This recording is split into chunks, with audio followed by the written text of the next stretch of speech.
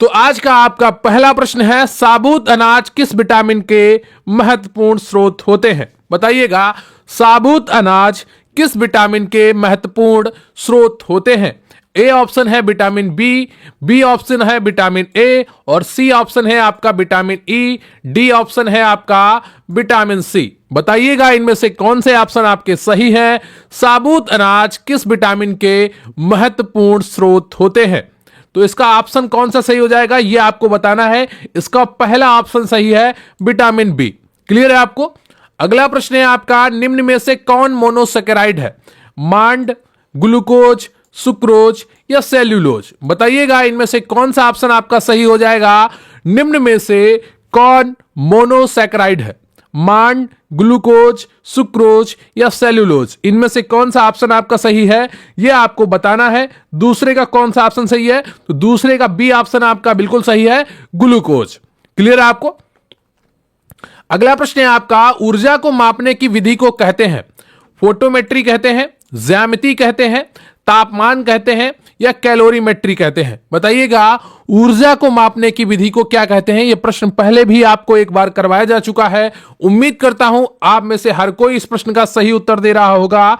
निम्न में से ऊर्जा को मापने की विधि को कहते हैं, बताइए ऊर्जा को मापने की विधि को क्या कहते हैं? चार ऑप्शन दिए गए हैं, उनमें से एक सही जो ऑप्शन है उसे आपको चुनना है। तो तीसरे का तो सही ऑप्शन हो जाएगा आपका, कौन सा हो जाएगा जल्दी से बताइए? हाँ, डी ऑप्शन बिल्कुल सही है।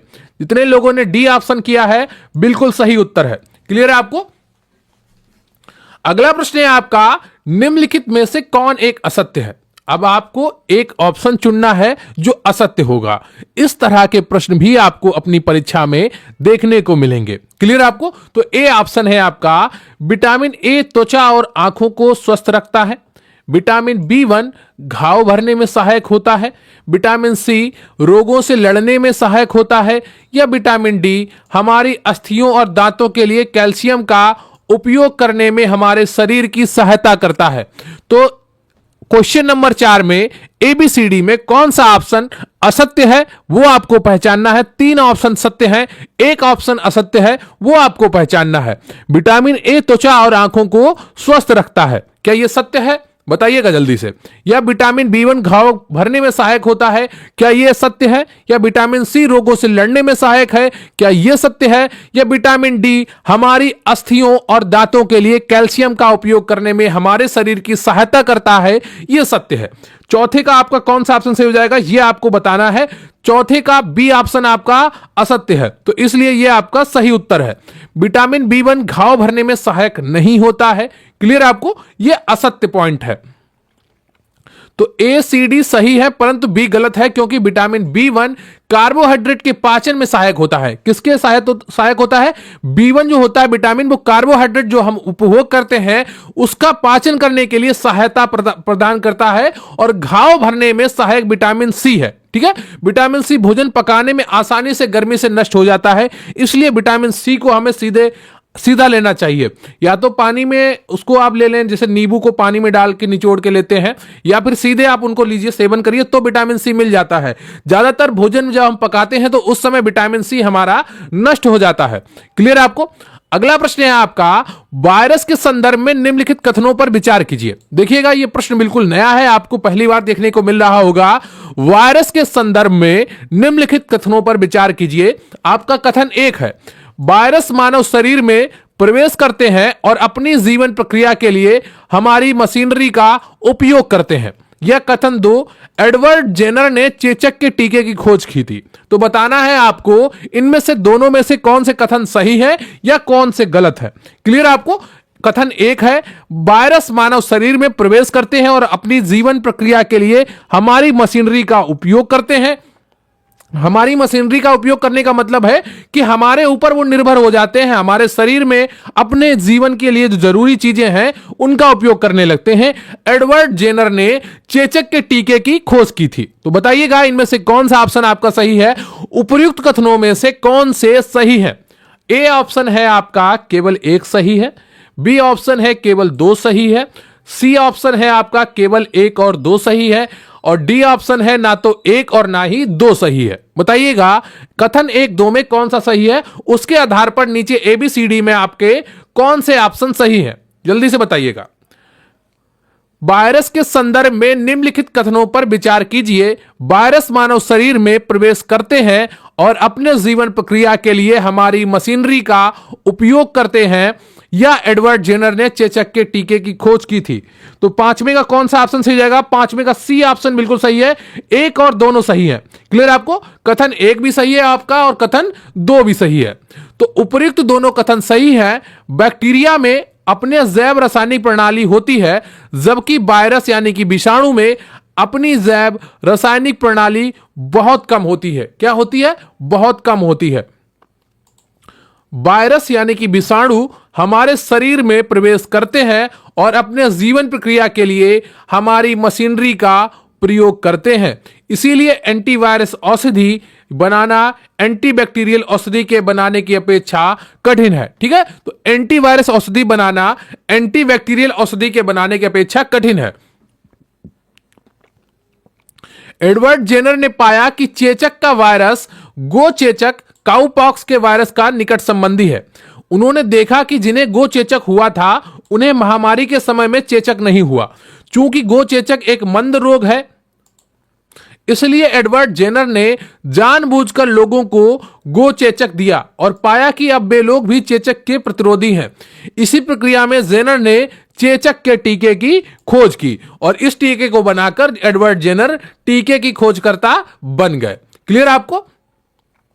अगला प्रश्न है आपका, नीचे दिए गए राज्यों में शिशु मृत्यु दर सबसे कम किस राज्य में है? बताइएगा, महाराष्ट्र है या पश्चिम बंगाल है या केरल है या तमिलनाडु है? जो लेटेस्ट डाटा है उसके हिसाब से आपको बताना है।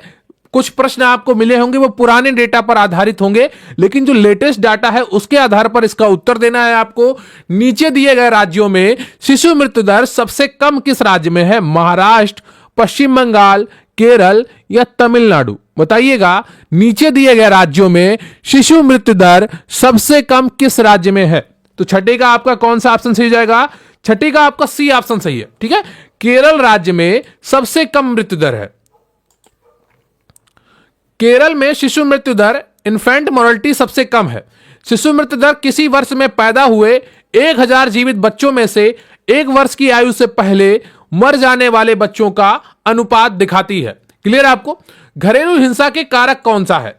वैवाहिक बंधन में असुरक्षा की भावना, समाज में सत्ता का असमान वितरण, महिलाओं की आर्थिक निर्भरता या उपयुक्त सभी? बताइएगा, घरेलू हिंसा के कारक कौन सा है?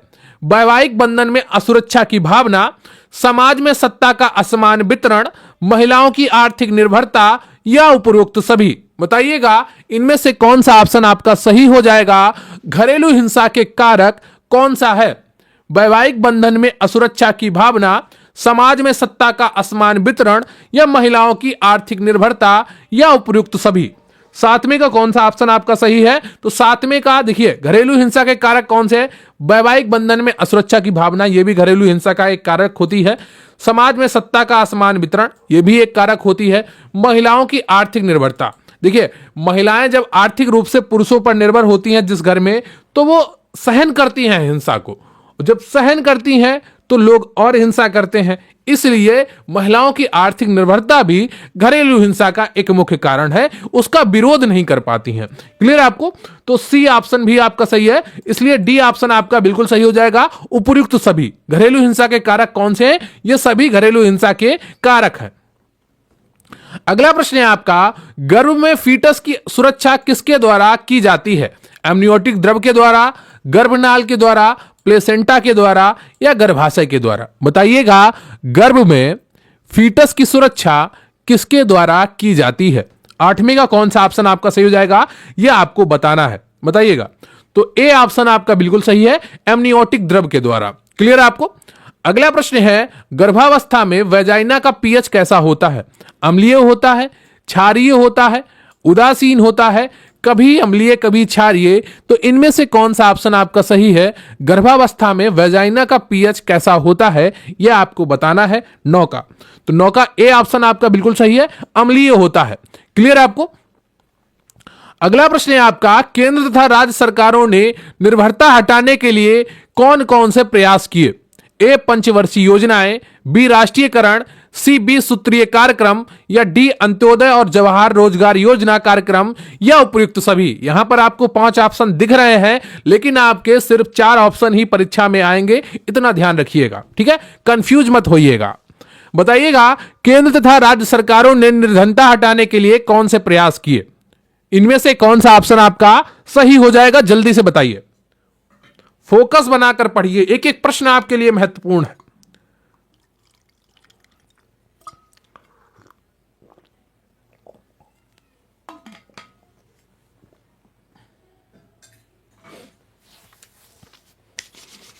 केंद्र तथा राज्य सरकारों ने निर्धनता हटाने के लिए कौन कौन से प्रयास किए हैं? पंचवर्षीय योजनाएं, राष्ट्रीयकरण, 20 सूत्रीय कार्यक्रम, अंत्योदय और जवाहर रोजगार योजना कार्यक्रम, या उपयुक्त सभी। तो 10वें में आप देखिएगा, ए पंचवर्षीय योजनाएं बिल्कुल सही है, निर्धनता के लिए भी ये बनाई गई थी।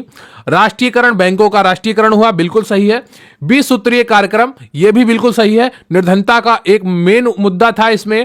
अंत्योदय और जवाहर रोजगार योजना कार्यक्रम, ये भी बहुत मुख्य रूप से निर्धनता हटाने के लिए था, इसलिए ई ऑप्शन आपका सही हो जाएगा, उपयुक्त सभी। तो ये सारी चीजें आपको बताई जा सके, इसलिए यहां पर आपका 5वां ऑप्शन भी जोड़ा गया। तो यहां आपकी जो मुख्य परीक्षा होगी, जो मुख्य सेविका की, उसमें 4 ऑप्शन ही आएंगे। बिल्कुल भी ये कंफ्यूज मत होइएगा कि 5वां ऑप्शन आ जाएगा, लेकिन आपको चीजें समझाने के लिए यहां पर 5वां ऑप्शन भी रखा गया। क्लियर आपको? और प्लीज वीडियो को लाइक कर लीजिएगा, चैनल पर नया है तो चैनल को सब्सक्राइब कर लीजिएगा। अगला प्रश्न है आपका, भारतीय समाज में निर्धन व्यक्ति की समस्या निम्न में से कौन सी है? बताइएगा, भारतीय समाज में निर्धन व्यक्ति की समस्या निम्न में से कौन सी है? ए ऑप्शन है आपका सामाजिक भेदभाव, बी है सामाजिक निंदा, सी है आवास, और डी है आपका निर्धनता की उपसंस्कृति, या डी उपयुक्त सभी। बताइएगा, 11वें का कौन सा ऑप्शन बिल्कुल सही है? ए, बी, सी, डी या ई? तो यहां पर देखिए, मैं आपका ज्यादा समय नहीं लूंगा, बिल्कुल सटीक उत्तर बताने वाला हूं। ई ऑप्शन सही है, उपयुक्त सभी। अब ये कैसे सही है? सामाजिक भेदभाव, निर्धन व्यक्ति का सामाजिक भेदभाव बहुत ज्यादा होता है, उसके रिश्तेदार तक उससे मुंह मोड़ लेते हैं, ठीक है। तो निर्धन व्यक्ति जितना सामाजिक भेदभाव झेलता है, उतना किसी जाति के लोग नहीं झेल सकते, ठीक है।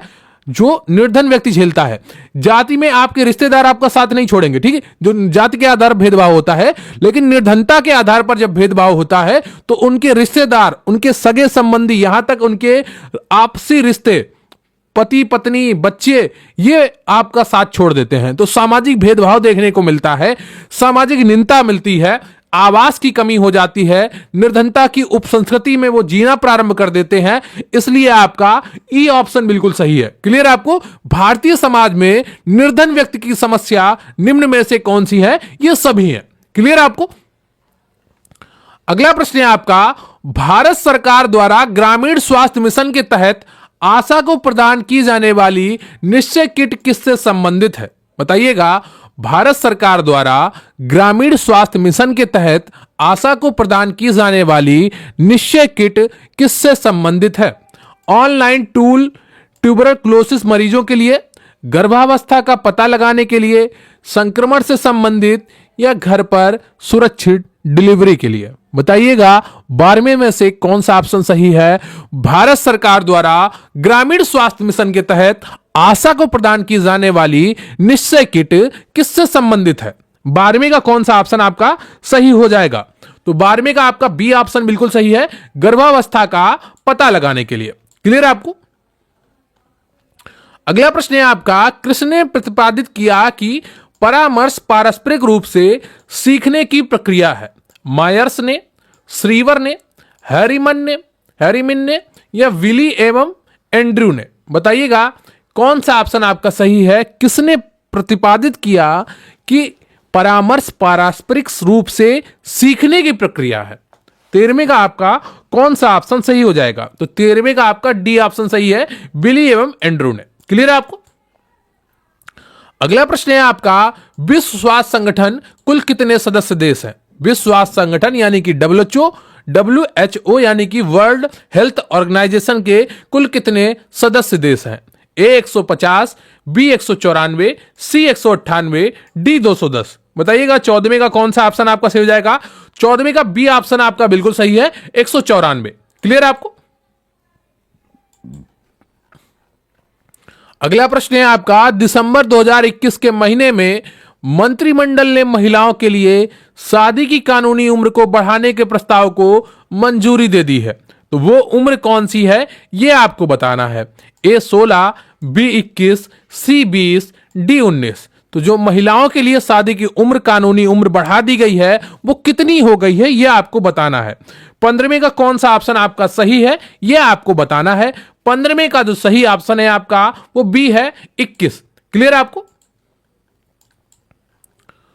अगला प्रश्न है आपका, निम्नलिखित में से कौन अधिक जनसंख्या का समाधान है?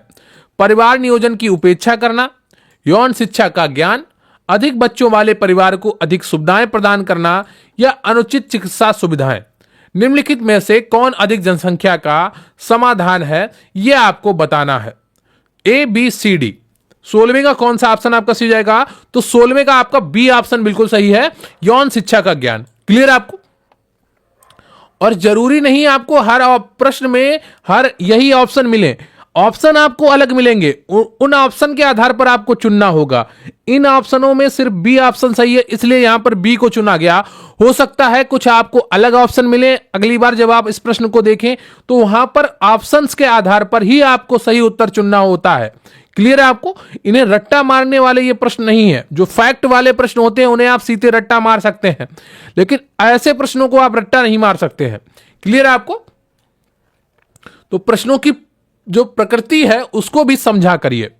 भारत में लिंग आधारित हिंसा के निम्नलिखित स्वरूपों को मान्यता दी गई है। घरेलू हिंसा, सांप्रदायिक घटनाओं के कारण हिंसा, विस्थापन के कारण हिंसा या यौन हिंसा। ऑप्शन ए और बी दोनों सही है, बी ए और डी सही है, सी बी और डी सही है या डी सी और डी सही है। बताइएगा भारत में लिंग आधारित हिंसा के निम्नलिखित स्वरूपों को मान्यता दी गई है। घरेलू हिंसा, सांप्रदायिक घटनाओं के कारण हिंसा, विस्थापन के कारण हिंसा या यौन हिंसा। लिंग आधारित हिंसा में क्या आता है यह आपको बताना है। बताइएगा 17वें का। तो 17वें का आपका बी ऑप्शन सही है, ए और डी। घरेलू हिंसा लिंग आधारित होती है, ठीक है, महिलाओं पर। घरेलू हिंसा में अभी भारत में महिलाओं की प्रति होने वाली हिंसा को ही मान्यता दी गई है, ठीक है। तो घरेलू हिंसा में यही माना जाता है। और डी यौन हिंसा, ये सभी लिंग आधारित हिंसा है दोनों, इसलिए बी ऑप्शन आपका सही हो जाएगा। क्लियर आपको? अगला प्रश्न है आपका, यूनिसेफ की राष्ट्रीय समितियों की संख्या कितनी है? 36 है, 37 है, 38 है या 48 है। बताइएगा 18वें का कौन सा ऑप्शन आपका सही हो जाएगा? यूनिसेफ की राष्ट्रीय समितियों की संख्या कितनी है? 18वें का कौन सा ऑप्शन आपका सही है? 18वें का सी ऑप्शन आपका सही है। क्लियर आपको? 38 है। कितनी है? 38 है। अगला प्रश्न है आपका, यूएनडीपी द्वारा जारी किए जाने वाले मानव विकास सूचकांक में निम्न में से क्या शामिल नहीं है? जीवन प्रत्याशा, शिक्षा, संपत्ति या प्रति व्यक्ति आय। बताइएगा यूएनडीपी द्वारा जारी किए जाने वाले मानव विकास सूचकांक में निम्न में से क्या शामिल नहीं है? 19 का आपका कौन सा ऑप्शन सही हो जाएगा यह आपको बताना है। यूएनडीपी द्वारा जारी किए जाने वाले मानव विकास सूचकांक में निम्न में से क्या शामिल नहीं है? 19 का आपका जो सही ऑप्शन है वो सी हो जाएगा, संपत्ति। क्लियर आपको? अगला प्रश्न है आपका, निम्नलिखित में से सही कथन की पहचान कीजिए। एकल परिवार में दहेज प्रथा सामान्य बात है, एकल परिवार में बाल श्रम सामान्य बात है, दहेज तथा बाल श्रम सामाजिक बुराइयां है या डी ऑप्शन दहेज एक सामाजिक परंपरा है, इसे सामाजिक बुराई नहीं कहा जा सकता है। बताइएगा 20 में ABCD में से कौन सा ऑप्शन आपका सही है? निम्नलिखित में से सही कथन की पहचान कीजिए। तो इन प्रश्नों को भी आप रट्टा नहीं मार सकते, इन प्रश्नों को भी ऑप्शन के आधार पर आप सही करेंगे।